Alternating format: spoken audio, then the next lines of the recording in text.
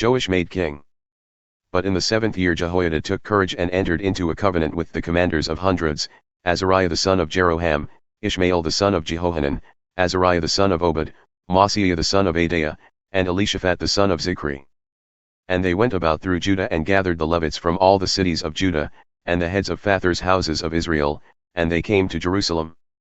And all the assembly made a covenant with the king in the house of God. And Jehoiada said to them, Behold, the king's son. Let him reign, as the Lord spoke concerning the sons of David.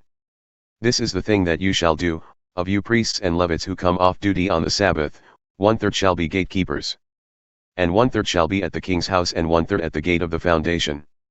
And all the people shall be in the courts of the house of the Lord. Let no one enter the house of the Lord except the priests and ministering Levites. They may enter, for they are holy, but all the people shall keep the charge of the Lord. The Levites shall surround the king, each with his weapons in his hand.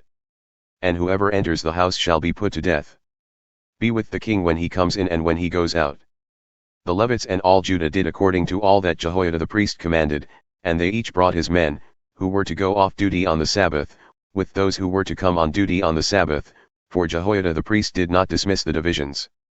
And Jehoiada the priest gave to the captains the spears and the large and small shields that had been King David's, which were in the house of God. And he set all the people as a guard for the king, every man with his weapon in his hand, from the south side of the house to the north side of the house, around the altar and the house. Then they brought out the king's son and put the crown on him and gave him the testimony. And they proclaimed him king, and Jehoiada and his sons anointed him, and they said, Long live the king. Athaliah executed. When Athaliah heard the noise of the people running and praising the king, she went into the house of the Lord to the people. And when she looked, there was the king standing by his pillar at the entrance, and the captains and the trumpeters beside the king, and all the people of the land rejoicing and blowing trumpets, and the singers with their musical instruments leading in the celebration. And Athaliah tore her clothes and cried, Treason!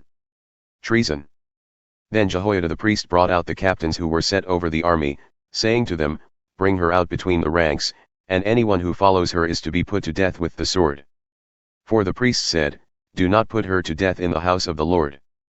So they laid hands on her, and she went into the entrance of the horse gate of the king's house, and they put her to death there. Jehoiada's reforms. And Jehoiada made a covenant between himself and all the people and the king that they should be the Lord's people. Then all the people went to the house of Baal and tore it down, his altars and his images they broke in pieces, and they killed Mattan the priest of Baal before the altars. And Jehoiada posted watchmen for the house of the Lord under the direction of the Levitical priests and the Levites whom David had organized to be in charge of the house of the Lord, to offer burnt offerings to the Lord, as it is written in the law of Moses, with rejoicing and with singing. According to the order of David. He stationed the gatekeepers at the gates of the house of the Lord so that no one should enter who was in any way unclean.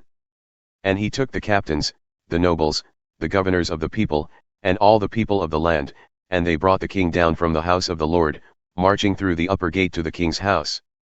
And they set the king on the royal throne. So all the people of the land rejoiced, and the city was quiet after Athaliah had been put to death with the sword.